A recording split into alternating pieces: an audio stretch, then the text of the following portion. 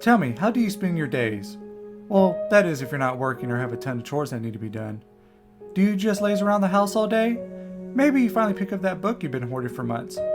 Perhaps you and a close friend enjoy a nice glass of lemonade over a game of chess. Greetings, I am the Storyteller. Tonight I bring to you a tale from my collection of stories, so sit back and relax. Allow yourself to get enveloped by my words and envision the world that come off from my pages.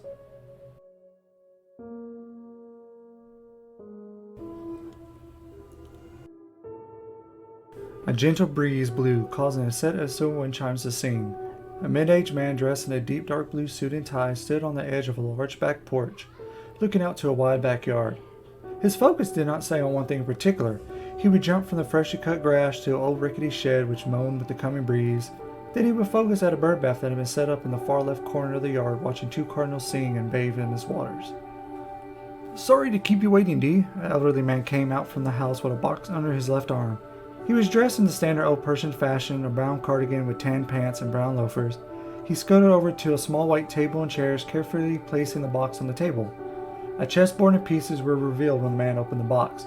When the man reached out to set them up, he paused as his mind remembered something. "Hey, Dee, get this set up. I forgot to get us our drinks. Lemonade sounds fine, right?" the elderly man asked as he rushed back inside. Dee, as his old man called him, walked over to the table and set up the pieces amongst the board. With it all set to go, he sat down in front of the white pieces with his arms crossed. He closed his eyes, letting the cool breeze caress his cheek. A soft whistle entered his ear, engaging him to open his eyes. The old man had returned with two glasses and a large pitcher full to the brim with lemonade. He put a glass near Dee and one on the other side where he was set. He shakingly poured the lemonade, making sure not to spill a single drop. "Here you go, Dee," he said after finishing. Dee took a sip and flinched at the taste of it. The rush of sweet was washed over by the sour taste of lemons. "Geez, Earl, that's strong," Dee said with a grimace. "Oh, come now, you're acting like that over lemonade? That's funny," said Earl. Dee gave a sighing remark. "Look, ready to play or not?" Earl laughed. "Itching to lose already, huh?" He took a sip of lemonade. The taste made him flinch, but he seemed to be pleased by it. "Oh boy, that sure is some good old lemonade. Nothing beats homemade." Earl rubbed his hands together as he looked over the board. "So, did we decide who'll start?" "No, but you can," Dee answered. "Why, thank you, Dee." Earl awed over his pieces. He had many moves he could make. Earl and Dee have been playing this game for a long time. Every time they play, Earl would demolish Dee in each game, which in turn caused Dee to become furious. He would rant and rave about Earl cheating him, but in the end they both knew Earl won it fair and square. Yet after all these years, Dee, who hated this game, still came by for the regular once-in-a-month session. "You know, Dee, I love our games, but you should come by more often," Earl said as he moved one of his pawns. Dee contemplated the move he would make. "Earl, you know how my job is. I'm basically on call every day. I hardly even have time for a simple glass of lemonade," he smirked. "I don't know how you do it," Earl said, making another move. "To have a job like that and be able to face the next day, I wouldn't be able to do it." Dee smiled. Yes, the job Dee had was a tough one. Like he said, he was on call every day throughout the year. If he did get time off, it was mostly during a small grace period that he was allowed to have. Yet that's the way it went in his line of business. You have no time to yourself, but must make sure everything else is in proper order. "Oh no, you made a bad mistake," Earl said on watching Dee move a pawn from the far left. Earl moved one of his pawns at Dee's, taking it as he made the move. Dee snarled under his breath as Earl smiled eagerly. He juggled Dee's pawn in his hand. "Told you, you made a bad move," Earl laughed. "If you keep playing like this, I'll win in a snap."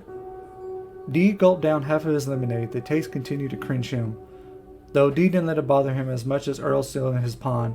He bounced around the different ways he could beat Earl in his mind. "Wow, if people didn't know any better, they would think you're an old-timer here," Earl laughed, "taking such a long time as you are." "Shut it, old man," Dee said in a fierce tone. Earl let out a hearty laugh. "Ha ha, that's a good one calling me old," he sighed. The minutes zoomed by as Earl and Dee played. Both of them each had about half of the other's pieces. As Dee contemplated another move, Earl glanced out to his backyard. With the setting sun, the wind cast off another cool breeze. "You know, Dee, I've seen a lot of things in my life," Earl said. He spotted a lone blue jay that came into his yard, picking at something within the dirt. "Uh-huh," Dee said, partially listening to Earl. I lived a long life, had good friends, met the love of my life, and had a pretty good family. Yet, after all these years of knowing each other, take this! Dee's booming voice interrupting Earl. Earl saw Dee had moved his knight. It was only a few spaces away from his king. Earl smiled and moved his queen forward, taking another one of Dee's pieces. Earl juggled it in his hand for a bit while looking over the board. Dee's mouth hung open as he watched his knight get taken away. Dee began to mull over all the other options and tactics he had in his head. Then out of the corner of his eye he noticed something. Earl's king. He could take it. It was left defenseless. Dee grabbed his last knight to make the move, but stood still. He was so eager to win that he didn't bother to question it. In all these years they played, why? Why now could he win? Earl stared at Dee, wondering why he wouldn't make the move. Earl, Dee said in a concerned tone, did you do this on purpose? What do you mean? Earl asked. A strange kind of smile appeared on his face. It was a kind of smile that was both happy and sad. Dee thought back to the beginning of this match.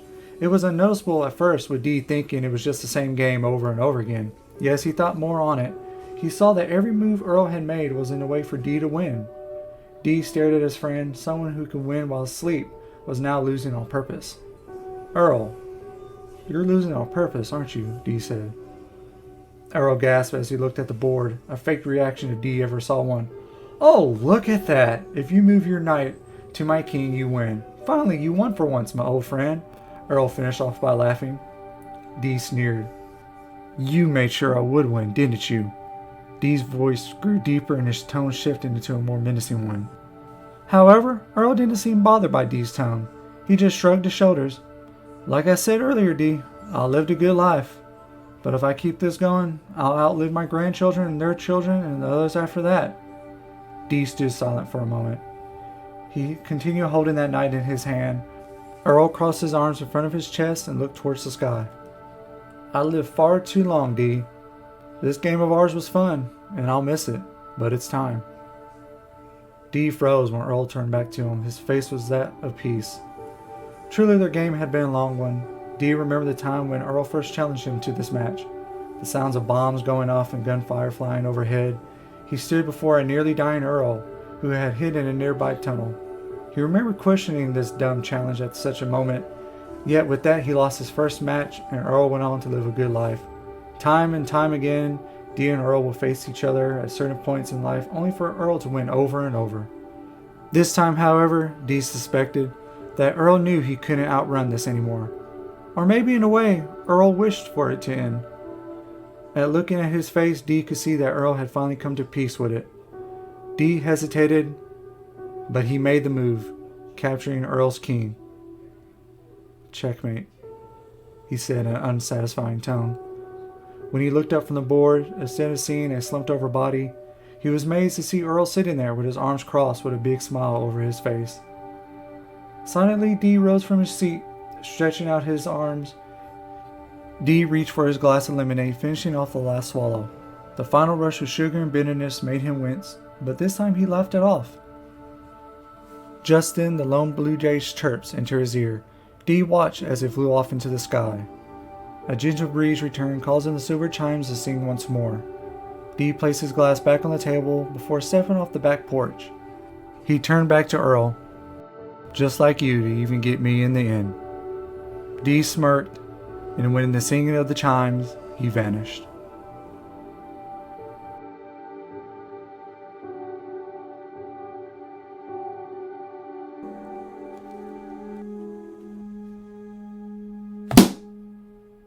Life. So many wished to continue it, and now to this day are searching for ways to keep it away from the clutches of the end. Yet, if many could take a moment to be in Earl's shoes, maybe they would see why he wanted it over. For surely someone who lived such a life had the chance to do everything they ever desire. Say, what would you do if you were in his place? Would you keep on going, or